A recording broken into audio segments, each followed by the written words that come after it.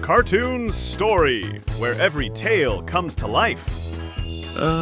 বড় এক নদীর ধারে ছিল ছোট্ট একটা বাড়ি। সেখানে থাকতো এক বুড়ি, তার নাতনি, আর সঙ্গী হিসেবে এক বুনো লোমের কুকুর আর সবুজ রঙের এক ব্যাঙ।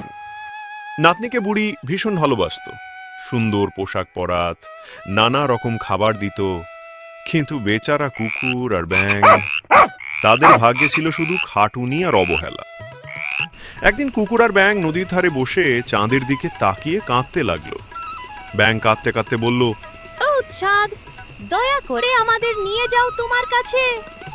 চাঁদের খুব মায়া হলো। সে নেমে এলো আকাশ থেকে আর কোলে তুলে নিল কুকুর আর ব্যাঙকে। বুড়ি অপেক্ষা করছিল কখন ব্যাঙ জল বয়ে আনবে, কিন্তু কেউ এলো না। শেষে সে আকাশের দিকে তাকিয়ে দেখল চাঁদের কোলে বসে আছে কুকুর আর ব্যাঙ, খেলছে, হাসছে, একেবারে মুক্ত।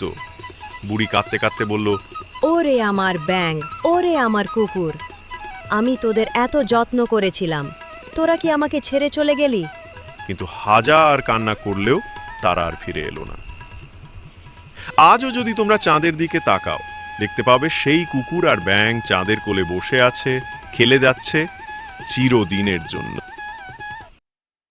হ্যাঁ, এরকম আর মজাদার শিক্ষামূলক গল্প পেতে চাইলে আমার চ্যানেলটাকে একটা লাইক দাও, সাবস্ক্রাইব করে ফেলো আর পাশে থাকা ঘন্টাটা ওটা চাপা দিও, তাহলে কোনো গল্প মিস হবে না, বুঝলে?